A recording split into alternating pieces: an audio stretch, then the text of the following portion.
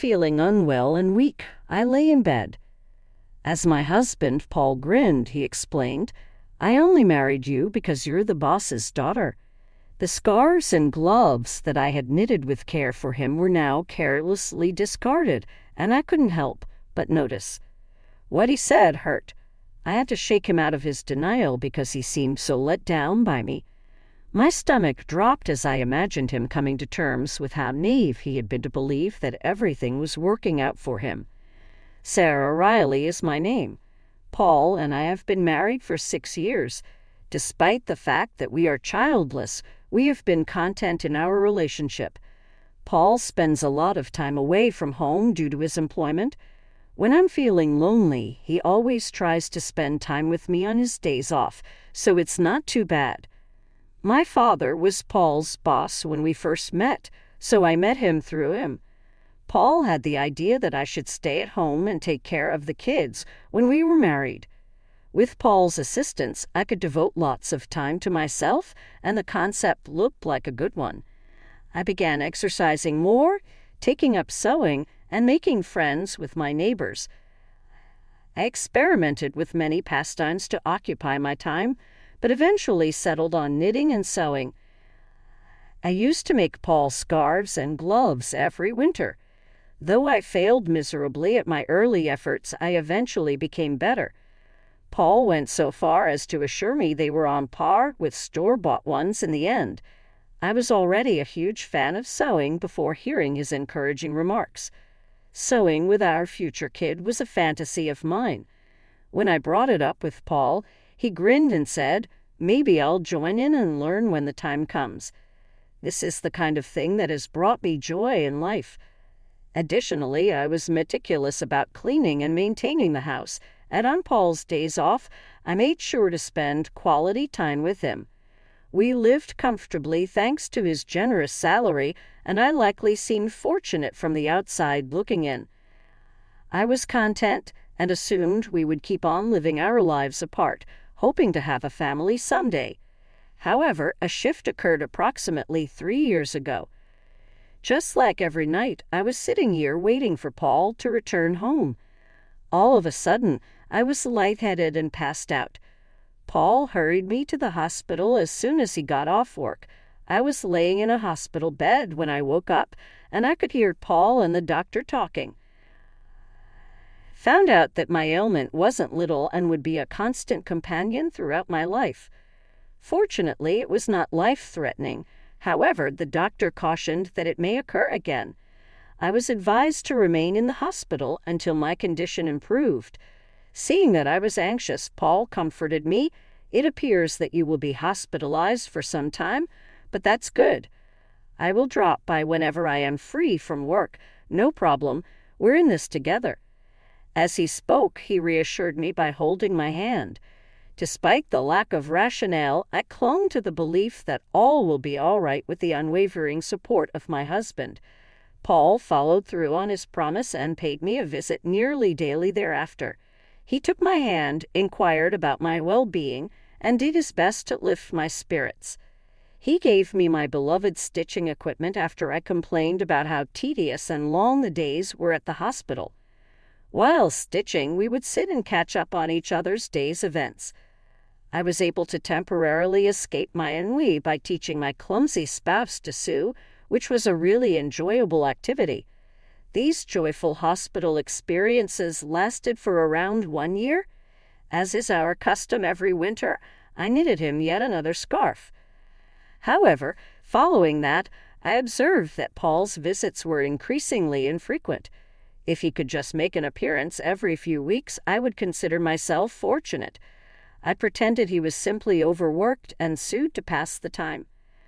I went so far as to begin knitting gloves in anticipation of his next visit, just to throw him for a loop. I was going to give Paul the gloves as a gift when I was freed from the hospital because the doctor said I would be able to go home before the end of the year. I poured my heart and soul into those gloves, believing they would be a small token of my affection for you throughout our separation. However, Paul's reaction when he returned to visit after an extended absence broke my heart. Instead of being grateful, He stared at the gloves with icy eyes and asked, "Are you still making these?" When I gave them to him, "They're starting to be a real pain." Then, without hesitating, he presented me with the divorce papers and the scarf I had crocheted for him a year ago. The scarf appeared as if he had never wore it before. "How on earth did you manage to avoid a hospital stay for 3 whole years?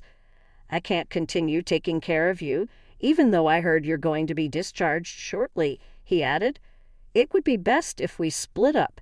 Upon hearing Paul's remarks, I lowered my gaze to the divorce paperwork. His signature was already on them. "So this is where we've ended up," I thought to myself. Since he stopped paying me frequent visits, I'll admit that I'd thought about getting a divorce a few times.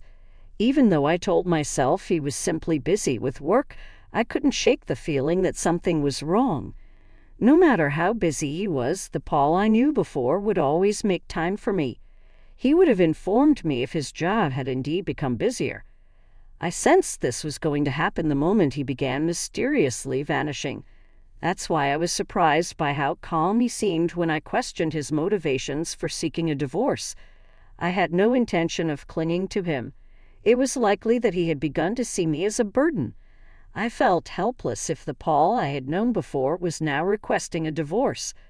I remained intrigued, though.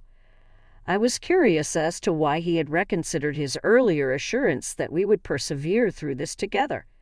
In response to my inquiry, Paul said, "Isn't it obvious? I haven't had a single difficulty since we were married. Your annual gift of scarves and gloves is becoming old. You are the boss's daughter, and that is the sole reason I wed you. With you being ill on top of everything else, how am I supposed to handle this?" The way he laughed made me think he was making fun of me. He seemed unconcerned by the happiness I had experienced as a result of our shared life experiences and the numerous conversations we had over love, happiness, and loneliness. He didn't hesitate to tell me I was crazy to think such things. Who else would dare to wear a handmade scarf these days without experiencing some degree of shame? He said, "Receiving presents of that nature is simply inconvenient." I couldn't help but notice the expensive scarf around his neck as I absorbed his words. The one I gave him slipped my mind. There was a clear improvement in quality between this and the scarves I created. There was little need in contrasting the two. I couldn't help but question whether he had ever donned any of the garments I had crafted for him. I had no idea he despised them the whole time. My dad left the company not long after I was hospitalized, so Paul could finally stop acting as if he cared about me just to keep my father on his good side. On top of that, he may have used his wife's illness as an excuse to skip work. He went to great lengths to see me throughout the first year of my sickness, taking care of me while juggling my job. As I picture my father tending to his ailing wife and praising Paul at work before he retired, I can't help but think of all the hard work Paul put in. Paul had cultivated the image of a loving spouse, and his colleagues held him in high esteem because of it. Paul apparently stopped seeing my worth after my father retired.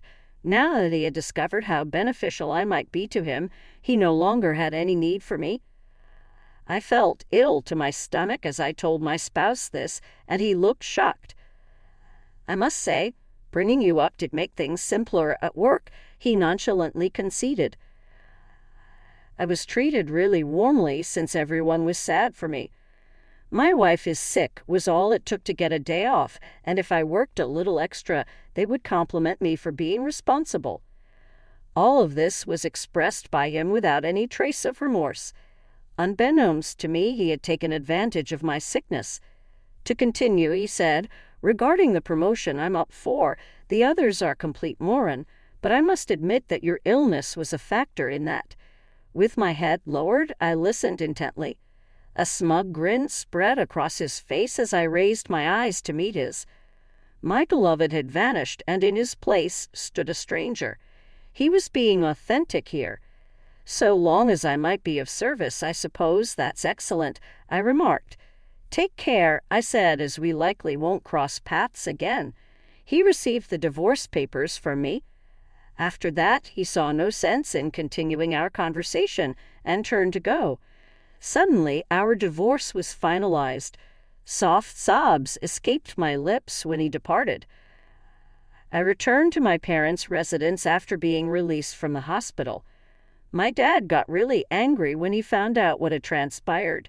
He spoke with a high voice, saying, "I never thought he could be that kind of person." But for me, it didn't matter anymore. I reassured my worried father that I intended to return to live with them when I had cleaned up the house. I was told to do what made me happy because they understood. I have chosen to live with them for the time being. I wanted to see the house my husband and I had lived in before I moved back in with my parents. However, upon arrival, I discovered that the front door lock was not functioning. After exchanging puzzled glances, my mom and I decided to call out to someone. Someone unknown came to answer the door. My mind was spinning, so I turned to him for clarification. The man informed me that he and his family had recently moved into the house after purchasing it some time ago. They appeared content. Hearing this made my parents even angrier, but I was afraid upsetting the new family, so I kept quiet. Bowing low, I silently departed. But I couldn't let it stand there, so I contacted my ex-husband immediately. "While you were in the hospital, I sold the house." "Oh yeah," he casually answered the phone. "The sale proceeds are like a payment from me, so please hold on to them. Since it was always my house, I don't think you have anything to complain about, does it?" The apathy on his part made me sigh. In hindsight, I should have known sooner. The house was supposedly sold a long time ago, according to the new owner. About a year ago, when he stopped coming to see me, my husband probably placed it up for sale. I don't care if he was planning to divorce me. It was awful that he sold the house without telling me.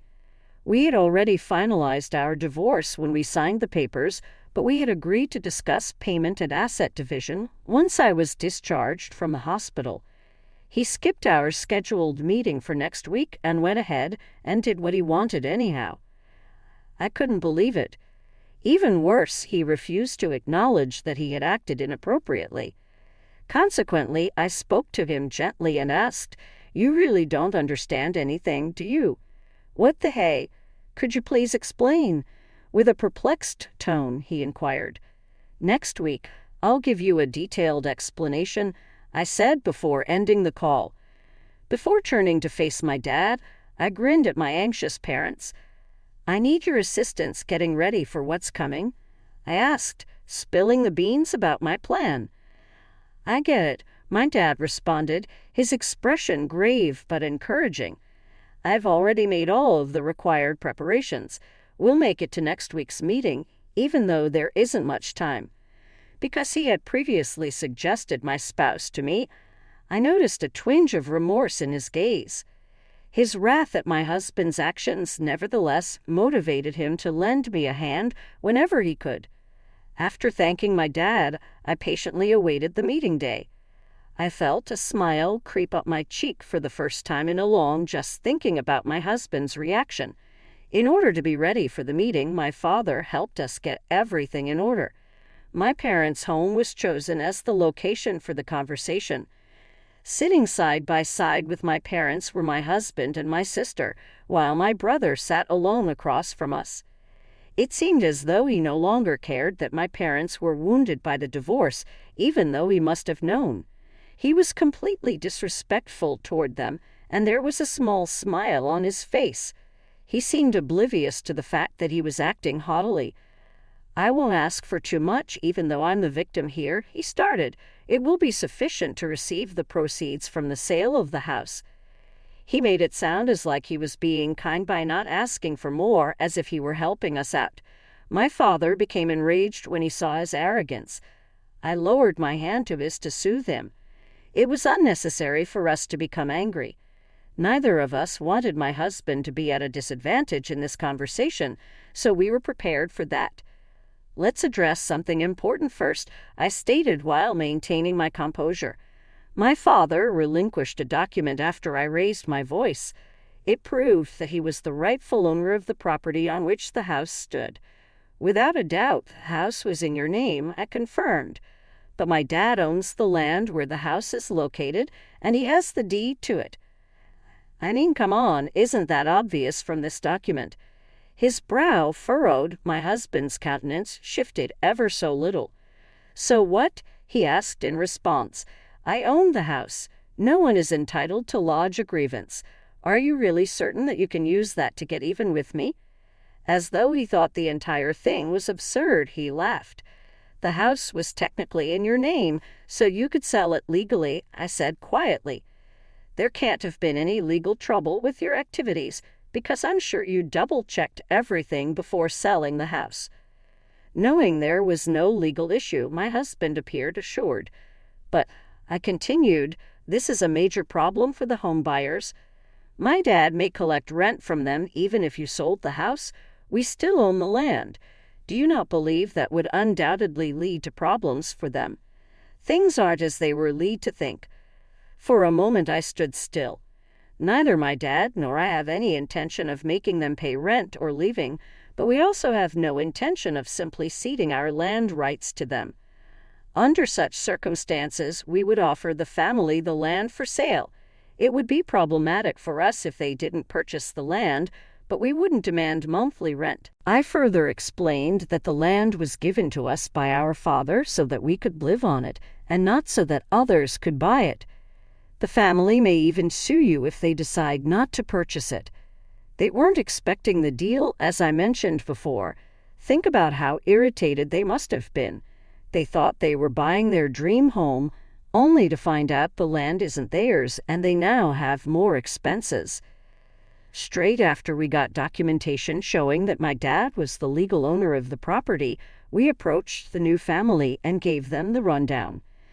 The fact that they acknowledged and accepted that the vendor was liable for any problems is a relief. The other party made it plain that they would sue my husband if the negotiations failed. I knew my spouse had fully grasped the seriousness of the issue when I noticed his face get pale.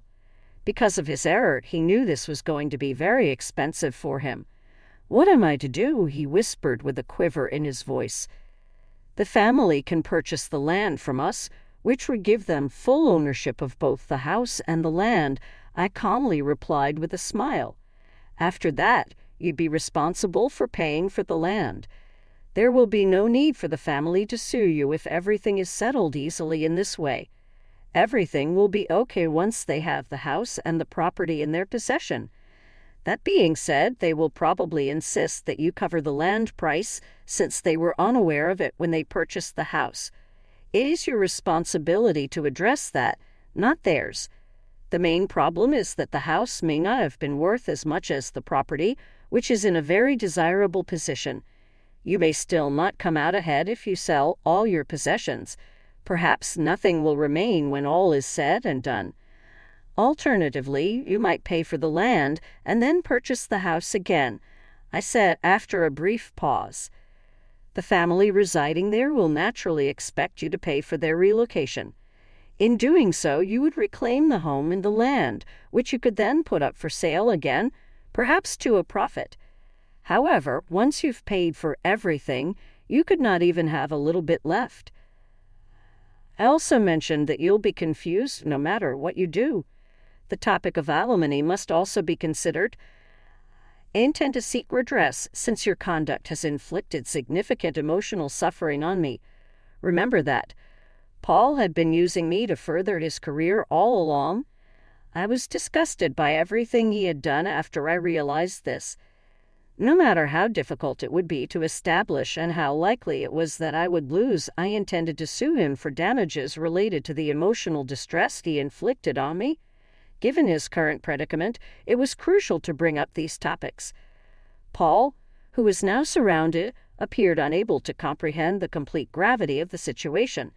It seemed like he could soon be able to make all of these dreams a reality. Observing the chance, my dad chimed in, I'm still well connected at the company, even though I do not work there anymore. Some of my former coworkers have informed me about your comments and treatment of my daughter, which I have been informed about by them. Paul, you've completely lost the respect of your coworkers. My father cheerfully broke the news to Paul, and I could see that he was finally getting it.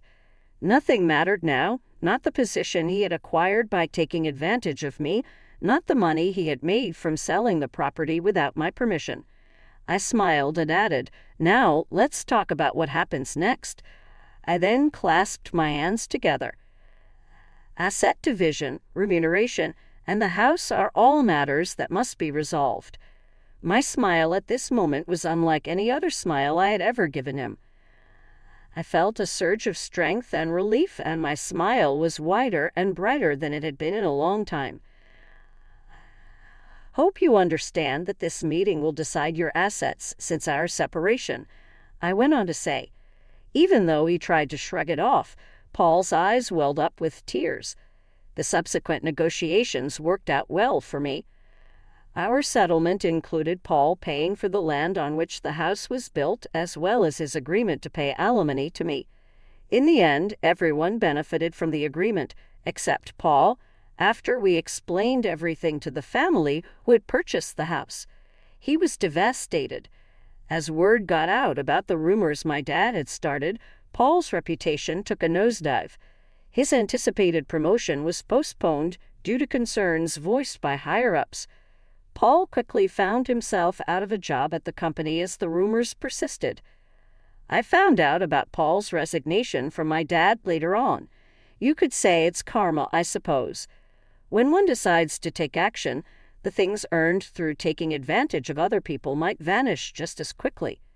Myself, I've taken up teaching sewing and am currently residing with my folks. The ladies and children in my community who attend my classes have helped me earn a fair salary, even though my classes aren't quite crowded. Sharing my passion with others provides me genuine joy, even if I never got the opportunity to sew with my own children, as I had hoped.